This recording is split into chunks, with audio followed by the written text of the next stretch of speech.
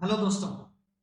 देखिए, आज के हम इस वीडियो में एक बहुत अच्छा और एक बहुत छोटा और एक बहुत इजी कॉन्सेप्ट पे डिस्कशन करने जा रहे हैं, जिसका नाम है वुमेन डायरेक्टर।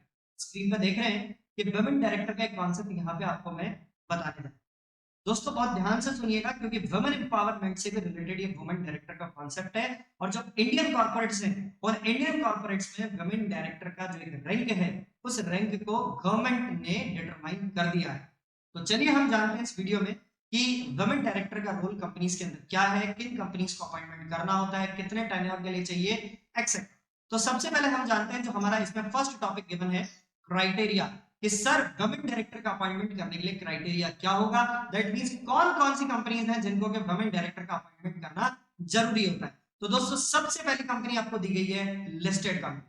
जितनी भी लिस्टेड कंपनीज हैं जो कि आपके इंडिया में स्टॉक एक्सचेंजेस पे लिस्टेड हैं, उन सारी कंपनीज को वुमेन डायरेक्टर का अपॉइंटमेंट करना जरूरी होगा।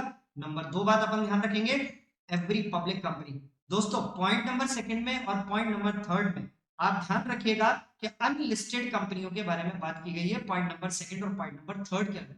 पॉइंट नंबर सेकंड में बताया गया है every public company having share capital of rupees 100 crore और मोर। जिन कंपनीज की, पब्लिक कंपनीज की पेडअप कैपिटल, जिसको कि अपन बोले PSC, paid up share capital 100 crore, 100 crore से ज्यादा होगी, उन कंपनीज को क्या करना पड़ेगा, उन कंपनीज को अपने यहाँ पे वुमेन डायरेक्टर अपॉइंट करनी होगी।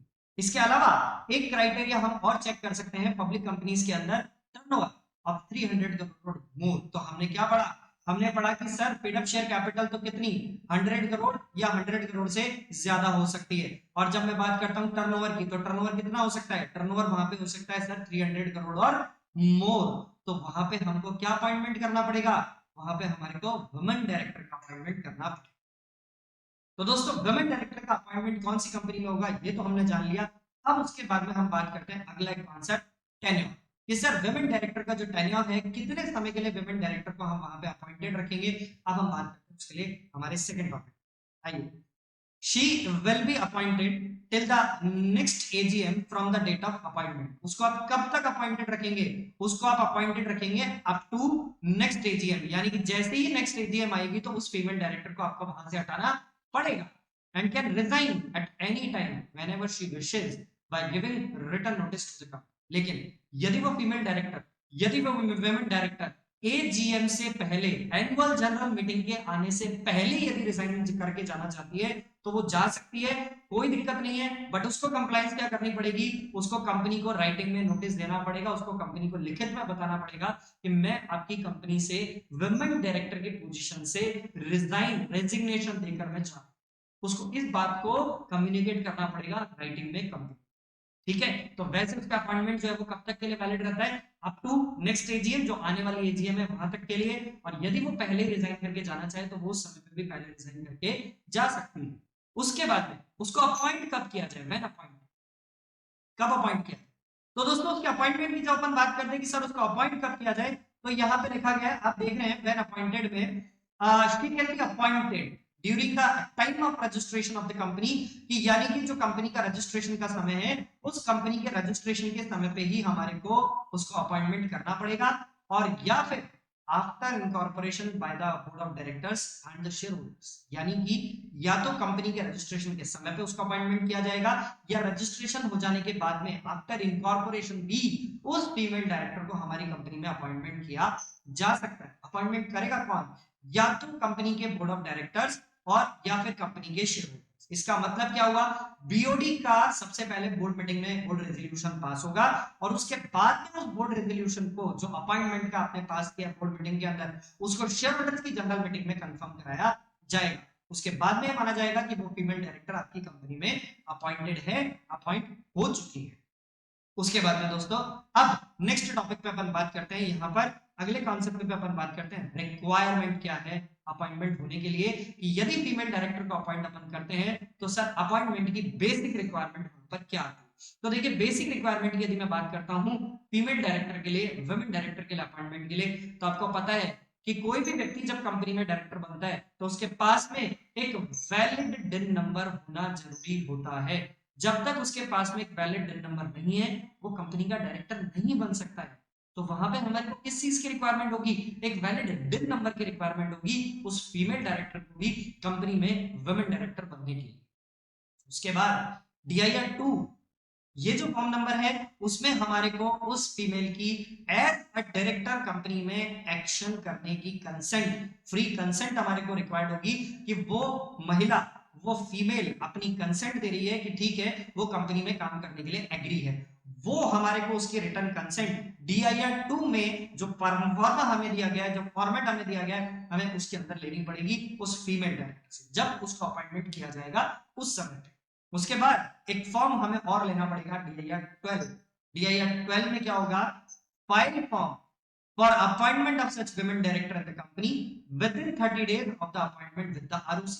यानी कि आप DIR-2 फॉर्म नंबर है उसके अंदर तो आप उसकी रिटर्न कंसेंट ले लेंगे और DIR-12 के अंदर उसके जो अपॉइंटमेंट का डिटेल है, उसके अपॉइंटमेंट का जो भी वहां पे पर्टिकुलर है उसको हमारे को फाइल करना पड़ेगा ROC के पास में। कितने दिन के अंदर, ROC के पास में विद इन 30 डेज के अंदर। और फॉर्म हमारे को कौन सा फाइल करना है, DIR-12, कहां पे, ROC के पास में। जैसे ही वो फीमेल अपॉइंटमेंट हो जाएगा उस विमेन डायरेक्टर का अपॉइंटमेंट हो जाने के विद इन 30 डेज के अंदर।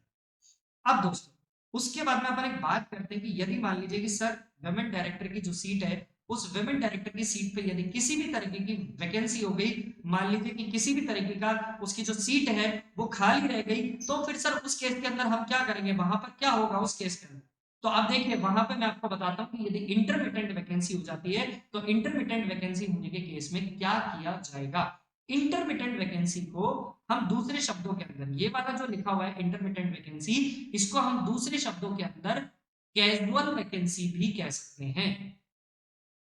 इसको हम क्या कह सकते हैं दोस्तों, कैजुअल वैकेंसी भी हम इसको कह सकते हैं, इंटरमिटेंट वैकेंसी। तो यहां पे हमारा रूल 3 क्या बोलता है, यहां पे रूल 3 बोलता है vacancy has to be filled up by the board. मतलब वैकेंसी को कौन फिलअप करेगा, वैकेंसी को फिलअप करेंगे आपकी कंपनी के बोर्ड ऑफ डायरेक्टर्स। कब, एट द अर्लीएस्ट, मतलब जितना जल्दी से जल्दी हो सकता है उतना जल्दी से जल्दी। लेकिन सर फिर भी कोई डेडलाइन तो होगी, yes there is a deadline, पढ़िएगा, not later than immediate next board meeting, कि या तो आने वाली बोर्ड मीटिंग तक में और 3 months from the date of such vacancy whichever is letter.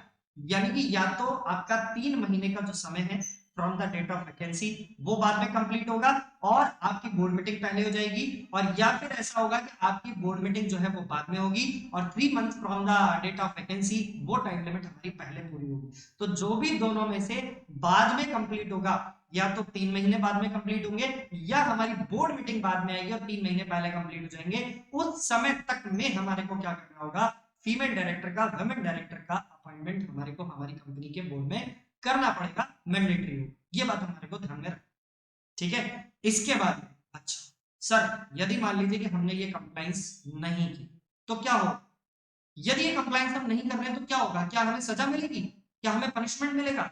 दोस्तों एक मजेदार बात ध्यान में रखिएगा कि वुमेन डायरेक्टर के लिए कंपनीज एक्ट में जो प्रोविजन है उसमें जो पनिशमेंट का प्रोविजन है वो बिल्कुल साइलेंट है, सेपरेट पेनल्टी आपको कंपनीज एक्ट में कहीं पर भी इसके रिगार्डिंग नहीं दी। और आपको एक बात ध्यान रखनी है, एक ट्रिक आपको मैं बता रहा हूं, ये बात आप ध्यान में रखिएगा कि जहां कंपनीज एक्ट में कोई सेपरेट पेनल्टी नहीं दी जाती वहां पर सेक्शन 172 एप्लीकेबल होता है। जहां पे सेपरेट पेनल्टी नहीं दी जाती है कंपनीज एक्ट में, वहां पे सेक्शन 172 में जो दी गई पेनल्टी है वो कॉमन पेनल्टी है, वो जनरल पेनल्टी है, हमारे को उसको एप्लीकेबल वहां पे करना पड़ेगा।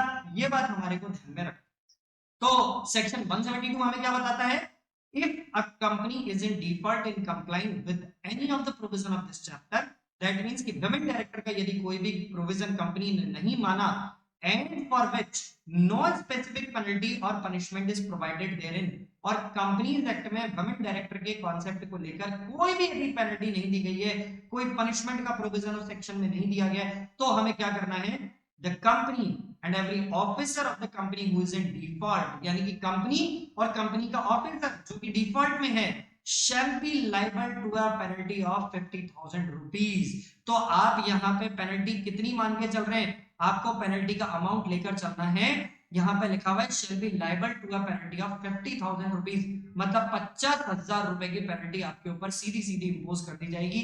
ये बात आपको ध्यान में रखनी है, 50,000 रुपीज की पेनल्टी डायरेक्टली आपके ऊपर, और in case of continuing failure, यानी कि यदि आपके ऊपर एक बार 50,000 रुपीज की पेनल्टी चार्ज हो गई और उसके बाद भी आपने विमेन डायरेक्टर का अपॉइंटमेंट अपनी कंपनी में नहीं किया, तो वहां पे क्या होगा, with a further penalty of 5,000 rupees for each day per day during which such failures continuous, यानी कि जब तक आप उस विमेन डायरेक्टर का अपॉइंटमेंट नहीं करते हैं तो 50,000 की पेनल्टी लगने के बाद में 5,000 रुपीज की पेनल्टी पर डे के हिसाब से आपके ऊपर तब तक लगती जाएगी जब तक कि आप उस फीमेल डायरेक्टर का अपॉइंटमेंट नहीं करते हैं। और ये मैक्सिमम अमाउंट कितना हो सकता है, 3 lakh rupees in case of company और 1 lakh rupees in case of an officer who is in default. यानी कि जो 5,000 रुपए की पेनल्टी है, जब वो 5,000 रुपए की पेनल्टी अपन पर डे के हिसाब से कैलकुलेट करेंगे तो आप ये ध्यान में रखिएगा कि ये अमाउंट मैक्सिमम 3 लाख रुपीस तक का और 1 लाख रुपीस तक का हो सकता है।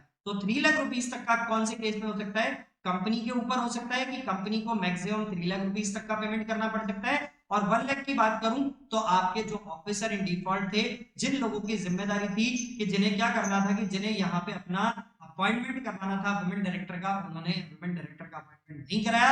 जो वुमेन डायरेक्टर के प्रोविजन थे उन्होंने उस प्रोविजन की कंप्लायंस नहीं की, तो उस केस में वहां पे उनके ऊपर पेनल्टी प्रोविजन जो एप्लीकेबल होगा वो पेनल्टी प्रोविजन लगेगा 172 सेक्शन का। और ध्यान में रखिए 172 सेक्शन एक कॉमन प्रोविजन है जहां पर कंपनीज एक्ट में कोई भी पेनल्टी नहीं दी गई होती है, हमारे को जनरल पेनल्टी को यहाँ पे फॉलो करना पड़ता है। और वो पेनल्टी कितनी है, कंपनी और कंपनी के ऑफिसर्स के ऊपर वेरी फर्स्ट टाइम जो पेनल्टी चार्ज होगी वो होगी 50,000 रुपीज की।